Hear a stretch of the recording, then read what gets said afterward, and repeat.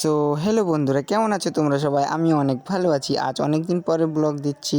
আজ গেছিলাম গুরু আশ্রমে, আমি আর আমার মা। আর অনেক দিন ধরে ব্লগ দিতে পারছিলাম না, কারণ আমি অনেক ব্যস্ত ছিলাম। তো চলো শেষ অবধি ভিডিওটা দেখো। আজ হচ্ছে আমার গুরু দাদুর আশ্রমে মহা 56 ভোগ। তো সেই জন্য আমি আর আমার মা চলে গেছিলাম আমার গুরু দাদুর আশ্রমে। আর এই আশ্রমটা রয়েছে গঙ্গারামপুর নীলডাঙ্গাতে। আর এইখানকার প্রাকৃতিক যে রূপ খুবই সুন্দর। চারিদিকে শুধু প্রকৃতিরই সৌন্দর্য। তোমরা নিজেই দেখো এখানকার যে চারিদিকের প্রাকৃতিক সৌন্দর্য, মন মুগ্ধ সৌন্দর্য। রাস্তার দুই পাশে গাছ এবং সৌন্দর্য খালি দেখো, পাশে ধান ক্ষেত। আর হ্যাঁ বন্ধুরা, এই সৌন্দর্যটা রয়েছে আমাদের গঙ্গারামপুরের অন্তর্গত নীলডাঙ্গা, আমাদের গুরু দাদুর আশ্রম যাওয়ার পথে। পৌঁছে গেছি আমার গুরু দাদুর আশ্রমে। বন্ধুরা, এইটাই হচ্ছে আমার গুরু দাদুর আশ্রম।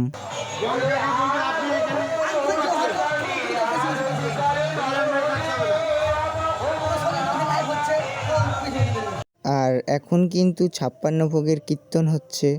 আর কীর্তন শেষ করেই আমরা চলে এসেছি এখানে অন্ন সেবার জন্য। তোমরা দেখতেই পাচ্ছ কত এখানে আমার গুরু দাদুর সব শিষ্যরা এসেছে।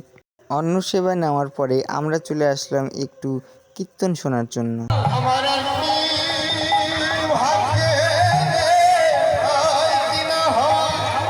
হরিকথা শোনার পরে এবার আমরা বাড়ির দিকে রওনা দিলাম। আর হ্যাঁ, তোমরা যদি আমার গুরু দাদুর কাছ থেকে দীক্ষা নিয়ে থাকো বা তোমরা যদি শিষ্য হয়ে থাকো, তো কমেন্টে আমাকে অবশ্যই জানাবে। আর আমার ভিডিওটা তোমরা কোথা থেকে দেখছো সেটাও অবশ্যই জানাবে।